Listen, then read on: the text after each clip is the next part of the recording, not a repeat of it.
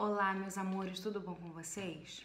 Na aula de hoje, nós vamos estudar sobre os povos nativos que já viviam aqui no continente americano com a chegada dos europeus.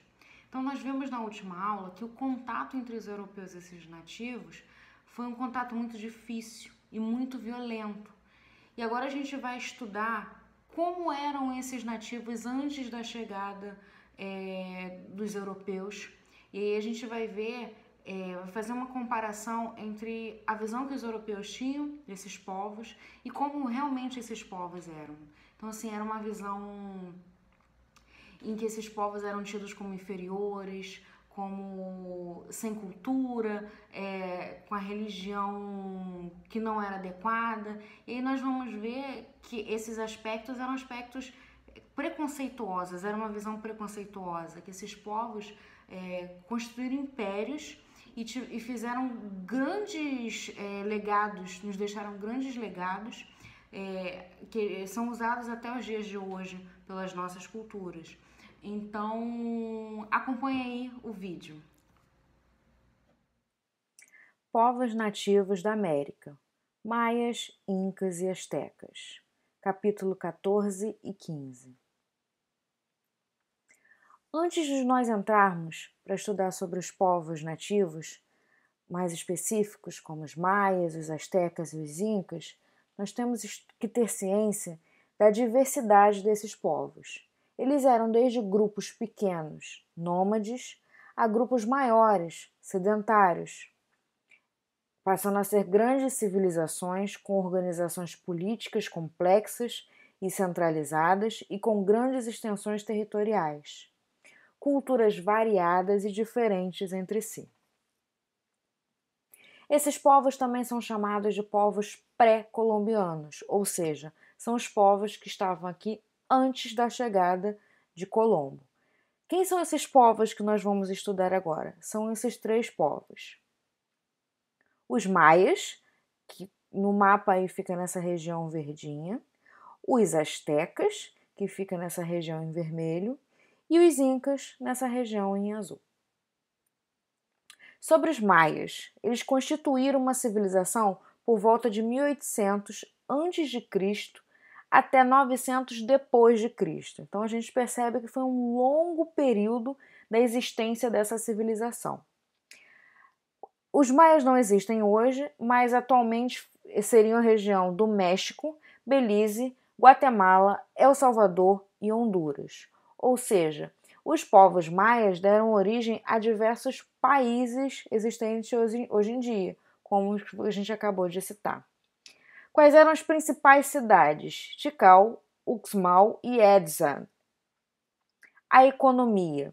Eles trabalhavam com a agricultura, a pecuária, o comércio de tecidos, ferramentas e joias.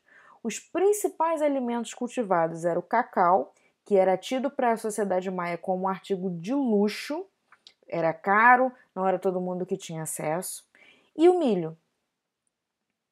A sociedade maia era composta pelo Halash, que era uma espécie de rei. Abaixo do Halash tinham os sacerdotes, depois os camponeses, comerciantes e artesãos, e, por fim, os escravos. O Halash, como eu falei, era um rei e ele tinha o poder não só político, como militar e religioso. Os sacerdotes tinham a função religiosa, mas também cuidavam da cultura, das artes e do conhecimento. E os escravos nessa sociedade eram apenas em situação de guerra. Para se tornar um escravo na sociedade maia era só por uma condição de guerra. A religião maia, eles eram politeístas, ou seja, adoravam vários deuses, e esses deuses tinham características tanto humanas quanto animais. Era uma sociedade que praticava sacrifícios para homenagear e demonstrar respeito e obediência aos deuses. Em sua cultura, nós podemos falar que eles desenvolveram um código de escrita. Na matemática, eles desenvolveram o conceito do número zero. Isso mesmo, pessoal, o número zero que a gente usa hoje na matemática foi criado pelos maias.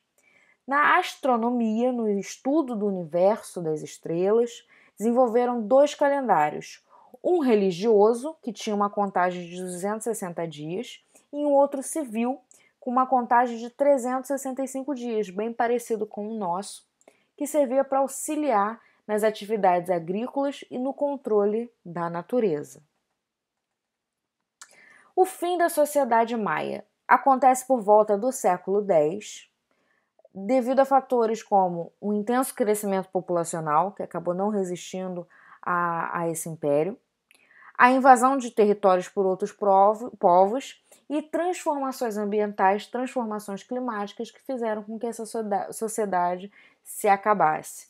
Então, como a gente pode perceber aqui, os europeus chegam por volta do século XIV, XV até o continente americano. Então, quando eles chegaram, a sociedade maia não existia mais, mas tinha deixado um legado.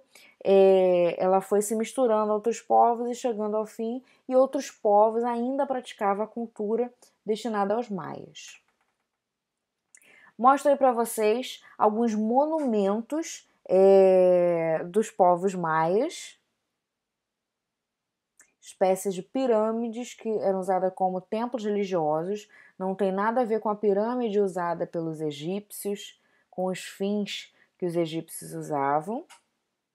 E por fim a gente tem uma grande polêmica. Essa daí é uma foto do calendário maia, que há um tempo atrás gerou uma grande polêmica, porque ele foi encontrado e esse calendário ele acabava na data de, se eu não me engano, 21 de dezembro de 2012, se eu não me engano, e aí começou uma especulação de que eles estavam prevendo um fim do mundo, e aí depois se descobriu que na verdade não era isso. Os maias, eles contam o tempo de forma cíclica, ou seja, começa e termina, tem início e tem um fim. E aí esse era o fim de um calendário para começar o outro. Então não tinha nada a ver com uma previsão de fim do mundo, até porque estamos em 2020 e o mundo não acabou. Agora falando sobre os astecas. Eles viveram entre os séculos 12 e 14 depois de Cristo. É onde hoje é a região do México, então os astecas ficaram só nessa região do México. Principais cidades: Tenochtitlan e Tlacopan. O império era dividido em províncias e cada província tinha uma certa autonomia política, podia ter o seu próprio governante. Tinha um rei, uma monarquia teocrática, ou seja, era um governo onde a religião também estava envolvida. A economia: cultivavam batata, milho, feijão, tomate, pimenta e cacau. Produziam cerâmica, tecido, roupas e ferramentas. A sociedade asteca: no topo estava o rei, abaixo dele militares, sacerdotes e os funcionários reais, depois comerciantes, depois artesãos, camponeses e, por fim, escravos. E aí sim, era por questão de dívida ou por questão de guerra. A religião dos astecas também eram politeístas, adorando a vários deuses, e eles praticavam sacrifícios humanos para agradar aos deuses. Falamos dos maias que praticavam sacrifícios, mas os astecas sacrificavam seres humanos em homenagem a esses deuses. Então, geralmente, esse ser humano era o inimigo. Então, quando eles pegavam o inimigo mais poderoso, eles sacrificavam como se fosse uma mensagem de gratidão aos deuses. E eles também faziam uso de pirâmides. Embora eles não tinham nenhuma relação com os egípcios, eles usavam as pirâmides. E aí a gente tem algumas imagens sobre essas pirâmides dos astecas. Aqui a gente tem a imagem de um sacrifício humano feito pelos astecas. E os astecas tinham algo diferente. A região dos astecas era cercada por água, por mares, então era difícil a questão da agricultura. Então eles faziam ilhas artificiais chamadas chinampas. Essas chinampas eram pedaços de terra no meio do mar, onde ali eles conseguiam plantar os seus produtos e poderem desenvolver a sua agricultura. Aí nessa imagem a gente está vendo um produto precioso que os maias e os astecas desenvolveram. É isso mesmo, devido a eles, nós tomamos hoje o nosso achocolatado que a gente toma aí no café da manhã, foram os maias e os astecas que criaram. Os dois produtores de cacau, né, a matéria-prima para o chocolate, e eles inventaram essa bebida feita do cacau, que na época não era docinha como o achocolatado que a gente toma hoje, ela é mais próxima ao cacau, que ele é mais amargo, então era uma bebida amarga, mas que tanto os astecas quanto os maias acreditavam que era energético, tinha poder energético, e realmente tem, por conta das propriedades do cacau. Então dava para os guerreiros beberem, e aí os espanhóis e os europeus, quando viram isso, acharam interessante, levaram a bebida para a Europa, porque apesar de não ter um gosto tão bom, porque era amargo, realmente trazia essa energia, e aí depois eles foram desenvolvendo, aprimorando, e a gente tem o nosso achocolatado dos dias de hoje. Então, graças aos maias e astecas, nós temos o nosso chocolatinho e o nosso achocolatado. Sobre os incas, eles viveram entre os séculos 13 e 16 depois de Cristo. Hoje seriam as regiões onde está o Equador, Bolívia, Colômbia, Argentina e Chile. A principal cidade, Cusco, era um império com mais de 1 milhão de quilômetros quadrados, onde viviam cerca de 10 milhões de pessoas. Então era um território imenso. Tinha um eficiente sistema de comunicação e transporte, e eles praticavam agricultura em degraus. O que é isso? A região onde viviam os incas é das Cordilheiras dos Andes, então é uma região muito montanhosa, não tem solo plano. Então, para plantar, eles desenvolveram essa técnica de plantar em degraus, construir degraus e irem plantando, como a gente vê nessa imagem aí. Sobre a cultura e religião, eles não tinham um sistema de escrita, como os maias e os astecas tinham, mas desenvolveram um sistema de registro chamado o quipu. Na arquitetura, eles tinham a técnica de sobreposição de grandes blocos de pedra.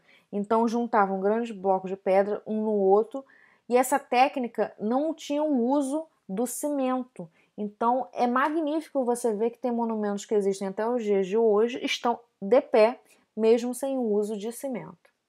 Na religião, eles eram politeístas, praticavam sacrifícios animais, mumificavam seus mortos e consultavam os oráculos.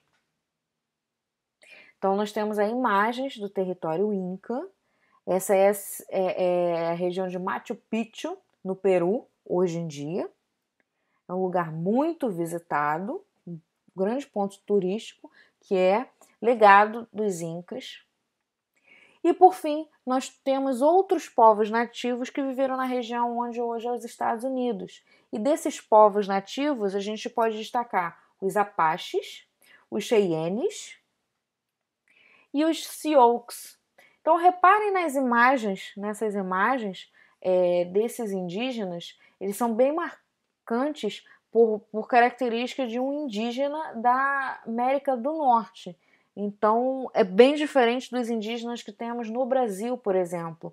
O uso dos cocares, as vestimentas, a oca dele, que é aquela de tipo um triângulo que a gente vê muito nos desenhos animados. Então, esse é um povo indígena bem característico da região da América do Norte. Não tem nada a ver com os indígenas que vivem na região do Brasil.